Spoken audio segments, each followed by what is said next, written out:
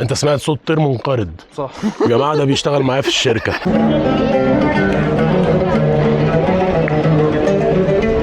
عارفه يعني ايه عمشه؟ شو يعني عمشه؟ ما بتشوفيش عشان قاعد تقولي حمرا حمرا حمرا.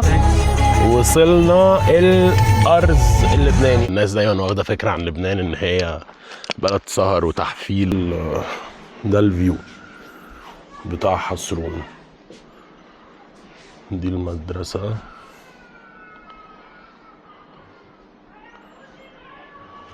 البيت ده انا فاكره بيت فرح. سمع صوت جرس الكنيسة هيعمل 12 مرة عشان الساعة 12. عمل 12 مرة. ده الوادي على فكرة اللي احنا كنا فيه امبارح. ده كده الوادي. احنا دلوقتي فوق الجبل. في هناك جبل تاني. ده الوادي اللي احنا رحناه. يبعد عنك انا شخصيا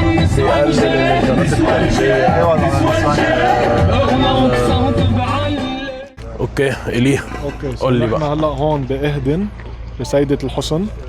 اعلى نقطة يعني اهدن هي اعلى شيء بصغرطة بمنطقة صغرطة. اوكي وبسيدة الحسن اذا بدك تبرو تفرجي. يلا سيدة الحسن. احنا سوقنا نص ساعة تقريبا او 25 دقيقة. وصلنا على سيدة الحسن. ودي المفروض ان هي اعلى حتة في الضيعة اللي احنا فيها في المنطقة اللي احنا فيها. اللي قدام دي هنا الكاميرا مش مبيناها قوي. طرابلس لبنان. ده طبعا بحر. هيدا هونيك المنطقة هاي مبينة واحدة هيك. بس الاركيتكتشر ستايل بتاعها اول مرة اشوف كنيسة معمولة كده naked completely concrete industrial style. اول مرة بجد اشوف. بصوا الوافل تراس فوق. مش عارف ده كده يعتبر وافل ولا ايه. المهم ان هو اول مرة في حياتي اشوف كنيسة معمولة كده خرسانة. خلصنا كنيسة سيدة الحسن. طالبة معايا ست الحسن. كنيسة سيدة الحسن. دلوقتي رحنا مكان جديد.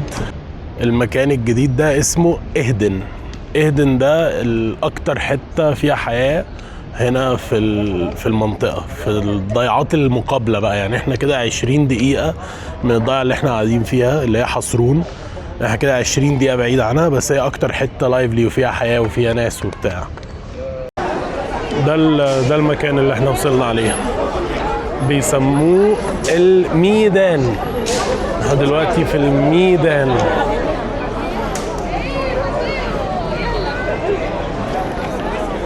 بس ناس بتيجي من كل هتادي الناس هنا بتيجي من كل الضيعات اللي حوالينا صح يعني هوت سبوت من كل لبنان مش بس من الضيعات. لقينا ده هنا كده في نص الميدان. ده مدق كبة نية. ده المكان اللي بيدقوا فيه الكبة. عارفين الكبة النية؟ هحط لكم صورتها. ده المدق اللي بيدقوه بقى فيها في نص الميدان. قاعدين ده شنطة العربية. المفروض انها طالعين الارز بس مش معانا غير عربية واحدة عشان في ناس مشيت فجأة. هم عارفين نفسهم. يلا نتروق واحد ترويقة حصروناوية. ترويقة على الطريقة اللبناني. مناقيش كل ده منقوشتي الحلوة. شكرا. منقوشة جبنة. انا ما شفتش الموضوع ده في اي حتة تانية في لبنان بس هنا الناس بتسيب العربيات مفتوحة. مورنينج عاملة ايه هنا؟ الناس هنا بتسيب العربيات مفتوحة في الشارع. بينزلوا يعملوا حاجتهم ويرجعوا. دي مش عربيتي بس هو مفتوح. في هنا ميه في الشارع كده متسابه ميه مقدسه على طول ماشيه. الميه دي جايه منين يا نانا؟ دي جايه من الجبل؟ تبقى مقدسه مش جايه من الجبل. خلاص بقى مشوها.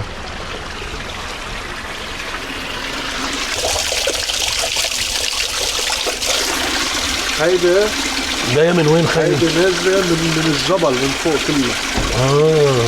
بس بأساطر خصوصي. يعني احنا واثقين في نظافتها.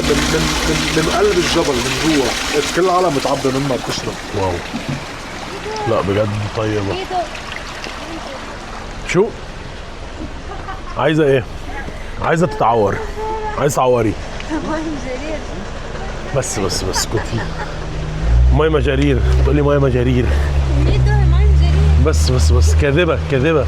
عارفة هتروحي فين؟ شفت انا ما شربت منه بقى. عارفة بالكذب ده كله هتروحي فين؟ هيدي لو ما نضيف انا كنت بشرب منها. انت عارفة الكذب ده كله هتروحي فين؟ قول لها يا لولو، قول لها هتروح فين؟ الجنة. بيقابليني قال لك جنة، ولا تشميها يا نانا. دلوقتي في الجرد التنورين. الجرد هم بيسموه المنطقة اللي انت ما بتعيش فيها او الناس ما بتعيش فيها، اولا بسبب ارتفاعها فهي بتبقى دايما متلجة في الشتاء وبيحصل فيها انهيارات ثلجية كتير، فمحدش بيعيش خالص هنا. وغير كده اللي انا لاحظته كمان ان الشجر هنا طبيعته اتغيرت تماما، ما عادش فيه اي شجر طويل. زي ما احنا شايفين كده الشجر بقى كله تحسه شجر طالع في الصخر صغير خالص. الحته دي بتتسمى الجرد، المكان الذي لا يسكنه احد. معلومات ميدو. الجل كله إلنا يا اخي هيدا. يعني لو جبتوا معنا كنا قلنا الجل. تفاحة محبة بقى، تفاحة محبة. شوف مالا فيو. اوي هيدا كله قرف. عن عرضك مالا فيو. بص الخرطوش. صور التفاح والجول. نيكولا هو اللي هيتبسط بالخرطوش ده. نيكولا خرطوش شفتوه؟ هي دي مزرعة حد صح اللي احنا بنسرق منه ده؟ بيت عمه لجميل. طيب احنا بنترسباس بس هما بيقولوا ان هي بتاعت ابن عمه، بس انا مش مصدق طبعا. بدك تدوق شيء ولو المزرعة دي بتاعت ابن عمك؟ اي كلام. منصور. لو حد سألني اقول له بتاعت عم منصور. يلا بص احنا بنترسباس دلوقتي، بصور وانا بترسباس. نترسباس نروح ناخد تفاحة، بس مش هناخد من اول شجرة. هيدي هو ده تفاح؟ هيدا ده برضه تفاح وهو صغير صح؟ تفاحة صغيرة يا اختي كيوت. تفاحة كبيرة شوية، دي شكلها حلو. انت ليه بتاخد تفاحة خضراء مش حمراء؟ يا دي تفاحة تانية اصلا. ده تفاح اخضر. يلا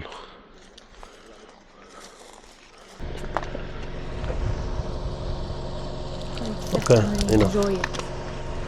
Did you take one? No, ليه؟ I always have تمارين. ايه ده مش حلوة. We have a place. ماما بلشت؟ مش طيبة بقى؟ مزز قوي. كت ماشي.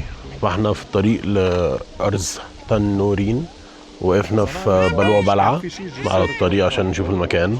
والشباب بتقول لي ان هنا بعرف انا ولا مره جاي. الارض يعني وقعت. فهو يعني ايه اصلا الاول بلوع بلعة؟ بلوع يعني هي بلوع يعني الارض بلعت حالها يعني. بلعت بس ب7 طبقات هيك بيقولوا يعني. اوكي. رح تشوف 7 لايرز وما تشوف تحت اخر شيء في مي عادة. عم بقول قليل منشفة المي. لا على طول صيف. بهالماء ما بيكون في ماء. بتنشف. ما في مي يعني. فهمت شوية. يعني هو ده مش شق، يعني مش زي شق التعبان اللي عندنا في مصر، لا ده هي فعلا حاجة اسمها بلوعة. هي الارض بلعت نفسها. اعتقد ممكن يكون كان في مية تحتها او الارض كانت تحتها سوفت شوية فبلعت نفسها. فلا ده غير الشق اللي بيحصل في الجبل. اي خدمة. يعني دي يا جماعة السينك هول. الدبث بتاعها عمقها 250 متر، يعني ربع كيلو لجوه.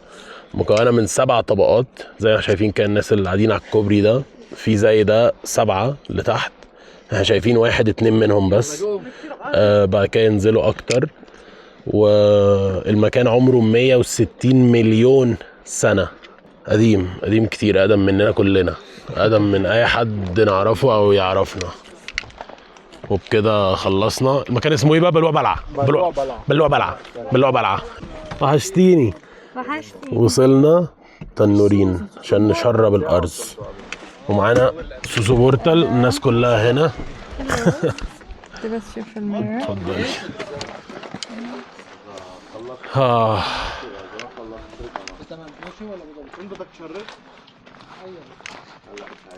ايوه انا شرشت اهو الحمد لله.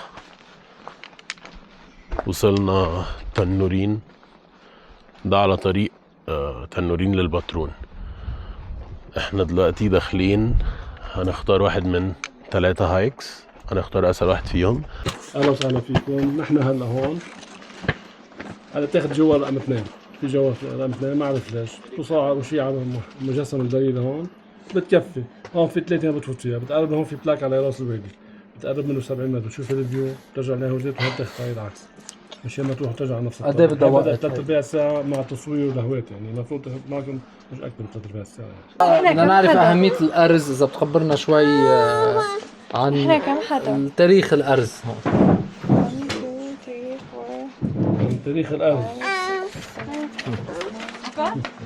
تفضل يعني. اهلا وسهلا فيكم بمحمية ارز تنورين. نحن على ارتفاع 1830 متر. هاي الغابة اكبر غابة ارز بلبنان، مساحتها 625 هكتار. بهي الغابة عندنا 4 طرقات للسياحة البيئية، نحن على الارض موجودين هون مثل ما خبركم عن هيك. هلا بالنسبة للغابة، هي الغابة من عمر كل الغابات الموجودين بلبنان. الاشجار المعمره عنا بتتراوح بين 1300 و 1500 سنه، لانه على طول الغابات بتتعرض للانواع. هلا كل الغابات من عمر بعضهم، في رابطلي ازرق اكبر، يمكن فيها اكبر ويمكن مئات السنين، بس كغابه من عمر بعض كلهم سوا، يعني شيء بيموت شيء بيعيش يعني. والغابه بتتكاثر طبيعيا. وبالغابه عندنا 18 نوع من الاشجار، اهمها الارز اللي بشكل 85% من الغابه، والباقي بيصيفوا خاف بري يعني مشكل مثل كل الغابات يعني. وعندنا بالغابة في عندنا بيعيش فيها 80 نوع من الطيور، 45 منها مقيم صيفا شتاء، وهي محطة للطيور والمهاجر الغابة. عندنا 30 نوع من الفطريات، 45 نوع من الفراشات، و600 نوع من الأعشاب. مشان هيك ممنوع نتخطى الممرات الموجودة بالغابة مشان ما نأذي حياة الله عشبة مثلا موجودة نقدر. واهميه الارز بقى اللبنان، وليه اصلا شجره الارز محطوطه على العلم اللبناني؟ هي بس عارف اهميه شجره الارز اللبنان وليه هي اللي محطوطه على العلم اللبناني؟ مصر حضرتك؟ اه مين في مع مصريين بعض؟ انا بس هو ايه اهلا وسهلا فيكم. ايه هلا اهميتها لانه هي يعني كان بالاول حاطين السندياني لانها صلبه، بعدين اختاروا الازنه شكلها حلو كمان صلبه، بتتعرض للثلوج يعني وقويه تحت الثلج. ما والفينيقية استعملوها طيب. واستعملوا في بناء السفن والتجاره، لانه عملتهم عرفت بوقتها. وبعدين انه اخذوها اللي هي رمز شموخ والصمود وهول وحطوها على العلم اللبناني، بس هي اساسا عرفت من وراء التجاره الفينيقيه من زمان. تيكت الاجانب كانت ب 400 بس عدلوها بقت 600 يدوي. واللبنانيين بكام التيكت؟ 200. انت 200 1330 5100 متر 2240 متر. رقم 4 ده المفروض ان هو احسن واحد فيهم، بس صعب شويه وطويل، فاحنا عشان معانا اطفال هنروح 1330 متر اللي هو تراك رقم 2 او تراك رقم 2. طبعا ما كنتش متخيل ان شجره الارز قد كده يعني برسبكتيف ليا انا اهو. اوف حشرات بالهبل. رجعت الاوتيل خلاص، اليوم خلص. الرحله اكشلي هما كانوا يومين خلصوا. ندخل ننام ونتقابل الفيديو الجاي.